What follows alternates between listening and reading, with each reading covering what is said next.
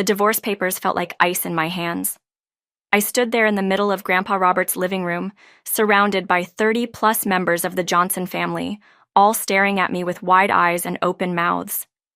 The annual family reunion had just turned into my personal nightmare. "Well, Rachel," Jessica said with that fake sweet smile of hers, "I thought it was time you finally got the message. Michael wants to move on properly now."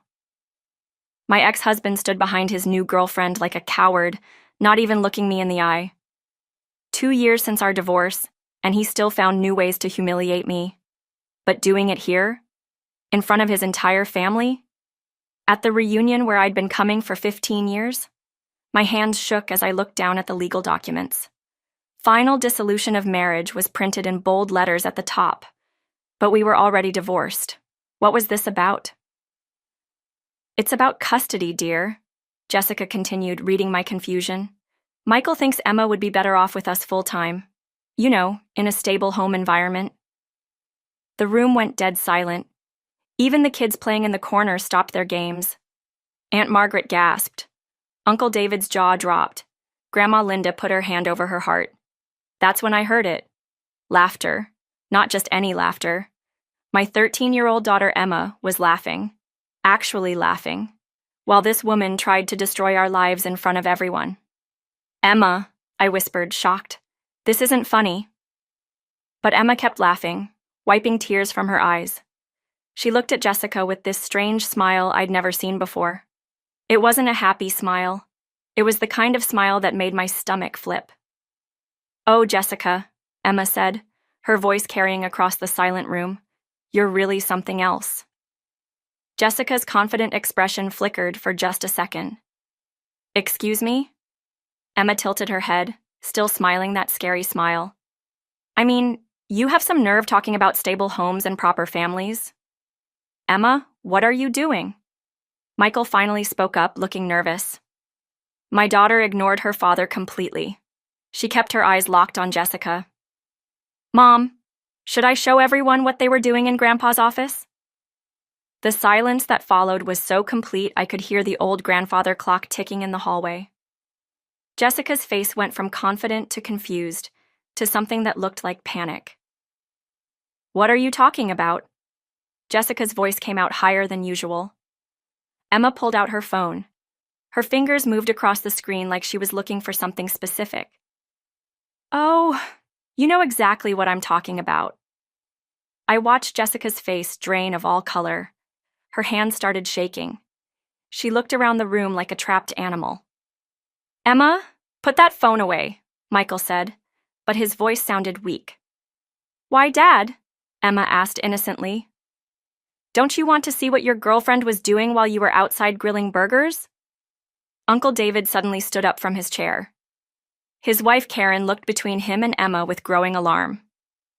"Now, wait just a minute," David started to say. "No, Uncle David," Emma interrupted. "I think everyone should wait and see this." Jessica grabbed Michael's arm. "We should go. This is ridiculous. The child is obviously making things up." But Emma held up her phone so everyone could see the screen. "Am I making this up, Jessica?"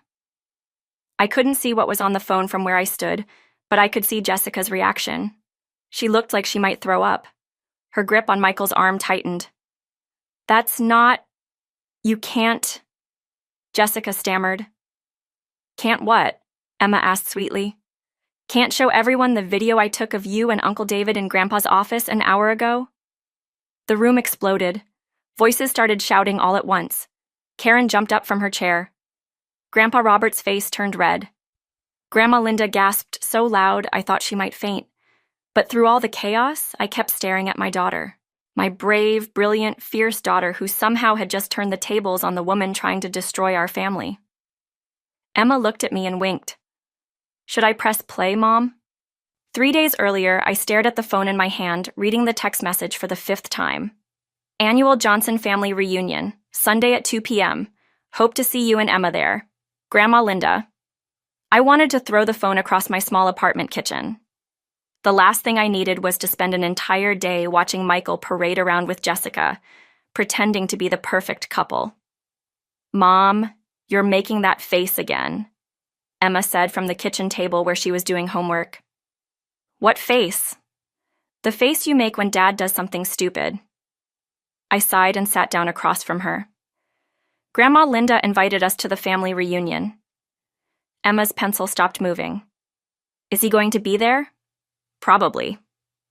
With her? Most likely.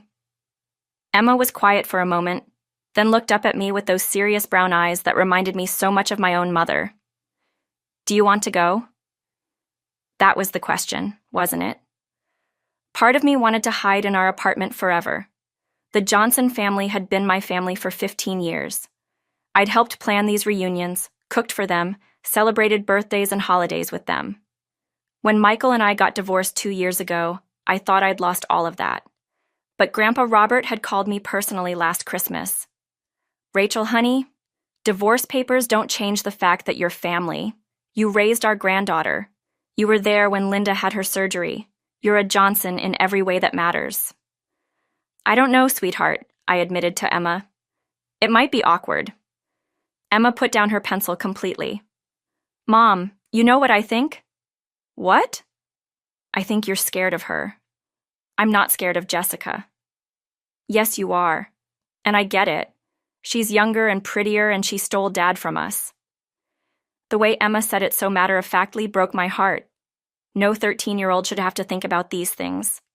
She didn't steal him, Em. Your father made his own choices. Bad choices. I couldn't argue with that. Emma leaned forward. But Mom, that family loves you. Grandpa Robert still sends you birthday cards. Grandma Linda calls you every week. Aunt Margaret asks about you all the time. Why should we hide just because Dad decided to be an idiot? Sometimes my daughter was too smart for her own good. Besides, Emma continued, I want to see my cousins, and I want to see Jessica try to fit in with our family. Emma? What? I'm just curious how she'll handle Grandpa Robert's stories about the war, or Grandma Linda's questions about when she's planning to have babies, or Uncle David's terrible jokes. I had to smile at that. The Johnson family could be overwhelming even for people who'd known them for years. Jessica had only been around for 6 months. You really want to go? I really want to go, and I want you to wear that blue dress that makes you look amazing. The blue dress is too fancy for a family barbecue. Mom. Emma gave me a look. Trust me on this one. That night, I lay in bed thinking about the reunion. I'd been avoiding family events since the divorce, making excuses about work or Emma's school activities. But the truth was, I missed them. I missed Grandma Linda's hugs and Grandpa Robert's terrible dad jokes. I missed the chaos of all the cousins running around and the way Uncle David always burned the hamburgers. I missed feeling like I belonged somewhere. The next morning, I called Grandma Linda. Of course you're coming, dear, she said before I could even finish asking. I already set places for you and Emma at the table. Linda, you should know that Michael will probably bring Jessica. There was a pause. Rachel, honey, I've been dealing with difficult people at family gatherings for 45 years. One more won't kill me. I just don't want any drama. The only drama will be if you don't show up.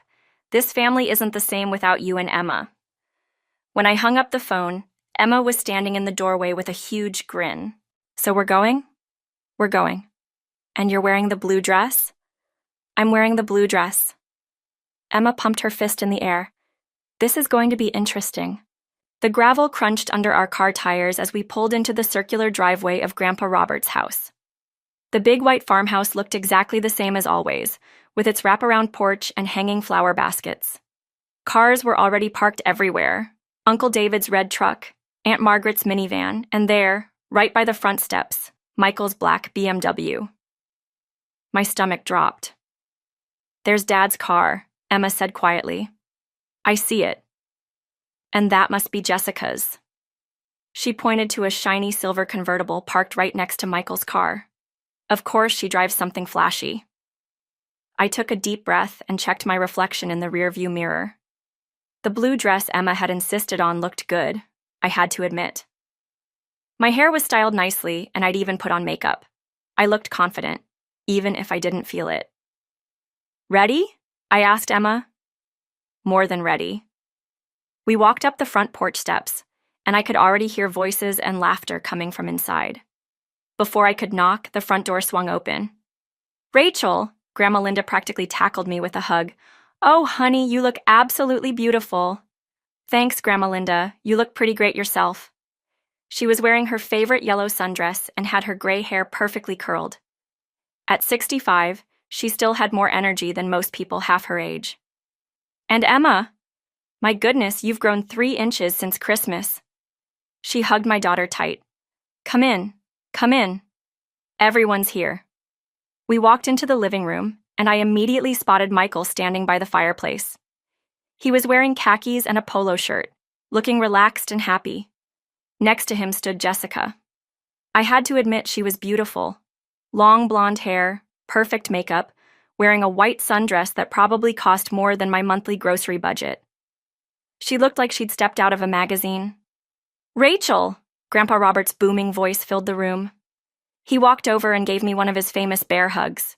"There's my favorite nurse. How are you, sweetheart?" "I'm good, Grandpa Robert. Really good." "And Emma, come here and give your old grandpa a hug." As Emma hugged her grandfather, I noticed Jessica watching us. Her smile looked painted on, and her eyes were calculating. She whispered something to Michael, who glanced over at us and then looked away quickly. "Rachel, you remember Jessica?" Michael said, walking over with his girlfriend. "Of course." "Hello, Jessica." "Hi, Rachel." Jessica's voice was sweet, but there was something sharp underneath it. "You look nice." The way she said nice made it sound like an insult. "Thank you. You look lovely too." Jessica smiled wider. "Thank you. Michael bought me this dress last week. He has such wonderful taste." I felt Emma tense up beside me. My daughter had always been good at reading people, and she clearly didn't like what she was hearing. "Mom, can I go find the other kids?" Emma asked. "Of course, sweetheart." As Emma walked away, Jessica moved closer to me. "It must be so hard for you coming to these family events. I mean, now that Michael and I are together?" "Actually, it's wonderful to see everyone. This family means a lot to me." "Oh, I'm sure it does. But things change, don't they? People move on." Before I could respond, Aunt Margaret appeared at my elbow. "Rachel, I've been waiting for you to get here. I need your opinion on something in the kitchen." I followed Aunt Margaret, grateful for the rescue. In the kitchen, she handed me a glass of lemonade and shook her head. "That girl has been here for 20 minutes and she's already rearranged Linda's flower arrangement and suggested we change the menu for next year. She's just trying to fit in. Honey, I've been coming to these reunions for 30 years. That girl isn't trying to fit in. She's trying to take over." Through the kitchen window, I could see Emma talking to her cousins by the pool. She looked happy and relaxed, which made me feel better. "Don't let her get to you," Aunt Margaret continued. "We all know who really belongs in this family." But as I watched Jessica through the doorway, laughing loudly at something Uncle David said, and touching Michael's arm possessively, I had a feeling this was going to be a very long day. The afternoon sun was getting hot, and I was tired of watching Jessica work the crowd like she was running for mayor. She'd spent the last hour telling everyone about her amazing job in real estate and how she was helping Michael reach his full potential. Every time she said something like that, she'd glance at me with this smug little smile. I needed a break. "I'm going inside to cool off for a minute," I told Aunt Margaret, who was sitting next to me on the porch. "Good idea. It's getting pretty warm out here." I walked through the living room, which was empty now that everyone had moved outside for the barbecue. The house felt peaceful and quiet, a nice change from all the chatter and Jessica's fake laughter. I was heading toward the kitchen for some water when I heard voices coming from down the hallway. Grandpa Robert's office was at the end of the hall, and the door was slightly open. I could hear people talking inside, but I couldn't make out the words. Maybe Grandpa Robert was showing someone his old war medals again. He loved telling stories about his time in the Navy. But as I got closer, I realized the voices didn't include Grandpa Robert's deep, familiar tone. These were younger voices, a man and a woman. I was about to turn around and give them privacy when I heard something that made me freeze. "Can't keep doing this, Jessica. Someone's going to notice." That was Uncle David's voice. What was he doing in Grandpa's office with Jessica? "Relax, David." Michael's outside playing with the kids. He has no idea. My heart started beating faster. What did Michael have no idea about? I knew I should walk away. This was none of my business, but something in Jessica's tone made me stay. She sounded different than she had outside. Less sweet, more calculating. "This is crazy," David said. "If Karen finds out, Karen won't find out anything unless you tell her, and you won't tell her because you have just as much to lose as I do." I crept closer to the door, staying in the shadows of the hallway. Through the crack in the door, I could see part of the office. Jessica was standing near Grandpa's desk, but I couldn't see David. "I never should have started this," David said, and his voice sounded stressed. "But you did start it, and now we're both in it. Jessica, I'm married, I have kids, this was a mistake." Jessica laughed, but it wasn't the fake sweet laugh she'd been using all day. This laugh was cold. "A mistake? David, you've been texting me for months. You're the one who suggested we meet up today while everyone was distracted." My mouth fell open. Uncle David and Jessica? But she was with Michael. David was married to Karen, and they seemed happy together. "Look," Jessica continued, "Michael is useful to me right now. He's helping my career, and he's completely clueless. But that doesn't mean I can't have a little fun on the side. What about Rachel? She's a good person. She doesn't deserve this." "Rachel is pathetic. She had 15 years to keep Michael interested, and she failed. That's not my problem." I felt like someone had punched me in the stomach. This woman wasn't just dating my ex-husband, she was cheating on him with his own brother and talking about me like I was nothing. "I should go back outside," David said. "In a minute."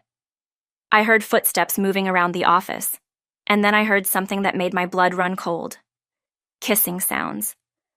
They were kissing in Grandpa Robert's office while the entire family was outside. I backed away from the door as quietly as I could, my mind racing. Should I tell Michael? Should I tell Karen? Should I confront them? As I stood there trying to figure out what to do, I heard light footsteps coming down the hallway from the other direction. I turned to see Emma walking toward me. "Mom, what are you doing?" "Shh," I whispered, pulling her away from the office door. But Emma had sharp eyes and good hearing. She looked toward the office, then back at me with a confused expression. "Is someone in Grandpa's office?" Before I could answer, we both heard Jessica's voice clearly through the door.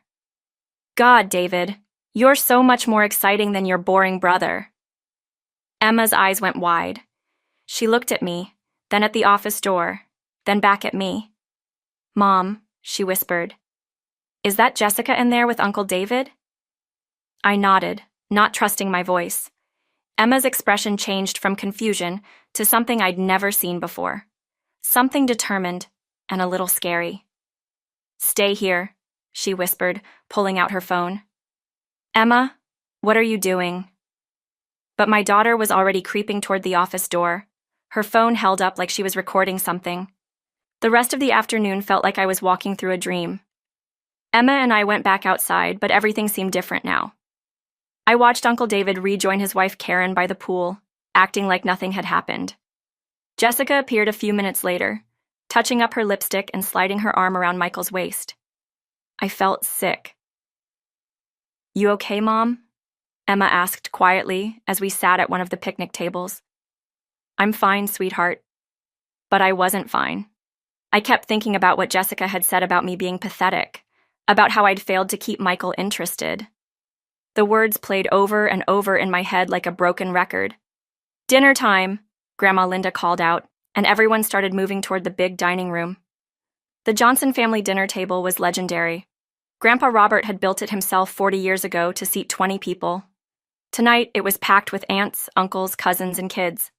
I found myself sitting between Emma and Cousin Jake, directly across from Michael and Jessica. Perfect. "So Jessica," Aunt Margaret said as we passed around the mashed potatoes, "tell us about your family. Are they from around here?" "Oh, my family's from California," Jessica said, cutting her steak with precise movements. "My father's a surgeon and my mother's an interior designer. They're very successful." "That's nice," Grandma Linda said politely. "Yes, they always taught me to aim high. Never settle for less than you deserve." Jessica glanced at me when she said this. "I think it's so important to have standards." Emma's fork stopped halfway to her mouth. I put my hand on her leg under the table, trying to keep her calm. Standards are important, Grandpa Robert agreed. But so is loyalty and kindness. Those things matter more than money or success. Jessica smiled sweetly. Of course, though I think it's possible to have both, don't you? Success and good values? Absolutely, Michael said, looking at Jessica like she'd just said something brilliant. Jessica's really helped me see things differently. She's motivated me to work harder, be better. That's wonderful, dear, Grandma Linda said, but I could hear the strain in her voice. Yes, it's amazing what the right person can do for you, Jessica continued. Sometimes people get comfortable in relationships and stop trying. They let themselves go, stop growing. It's so sad when that happens. The table got quiet. Everyone knew she was talking about me.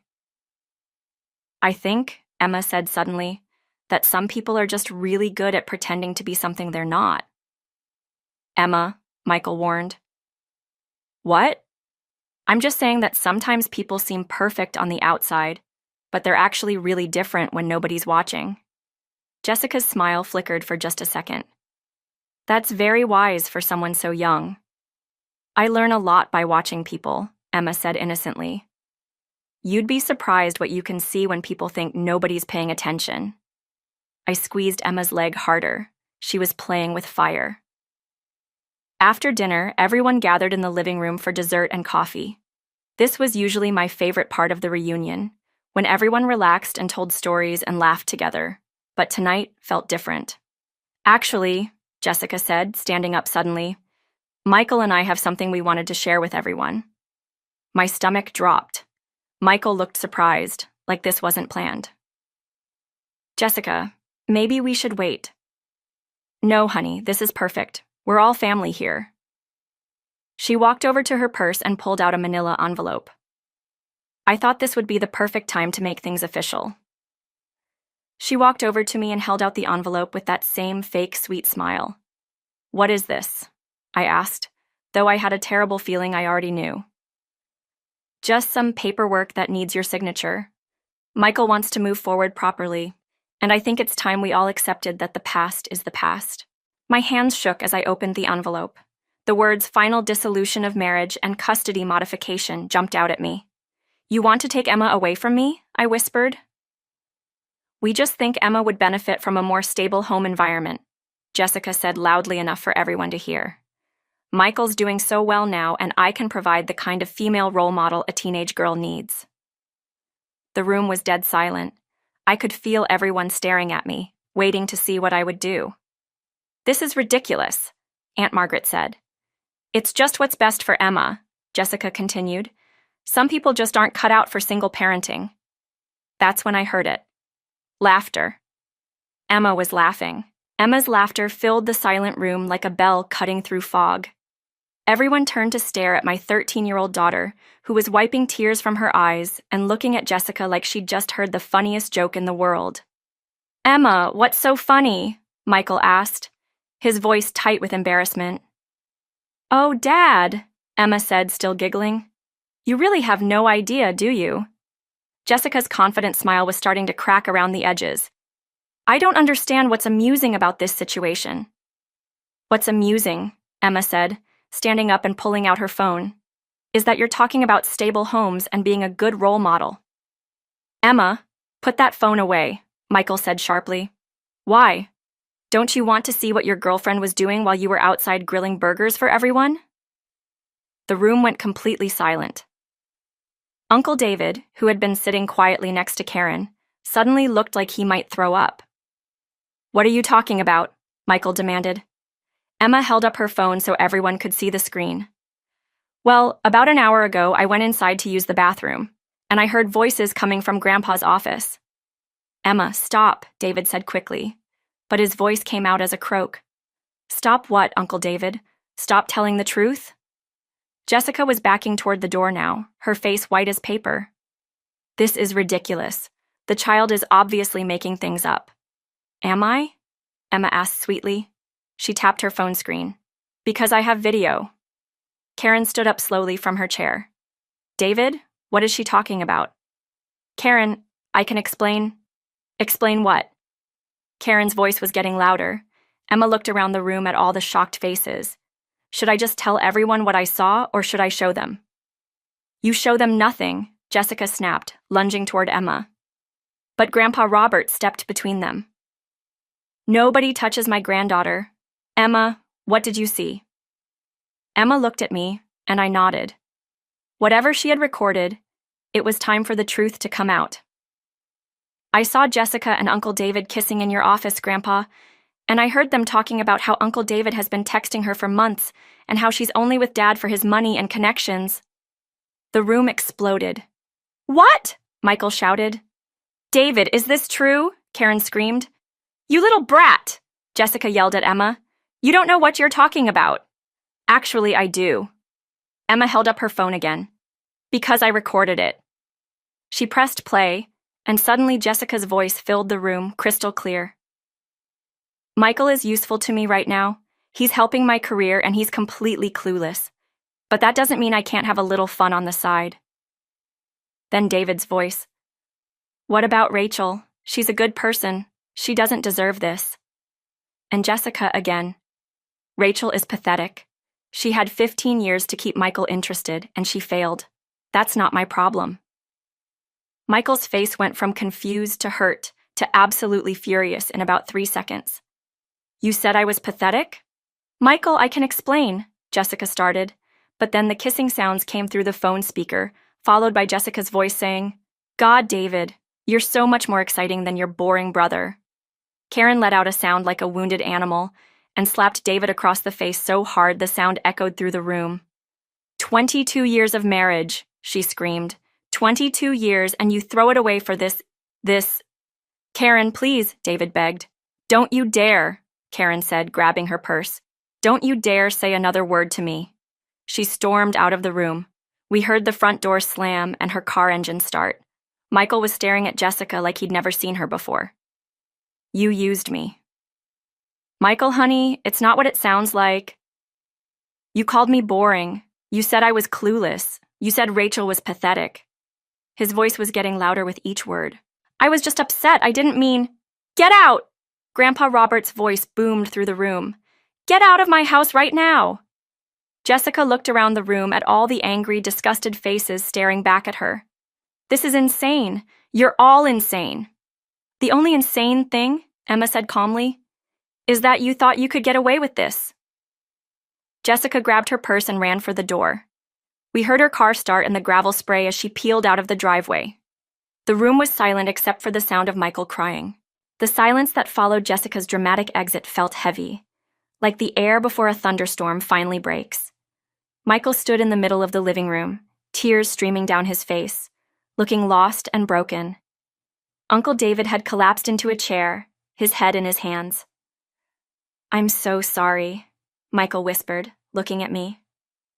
Rachel, I'm so sorry. For 2 years, I'd dreamed of hearing those words. But now that they were finally here, I felt more sad than satisfied. This wasn't how I'd wanted to be proven right. Michael, I said quietly, we need to talk, but not here, not now. Grandpa Robert walked over to Emma and put his big hand on her shoulder. Young lady, that was the bravest thing I've ever seen.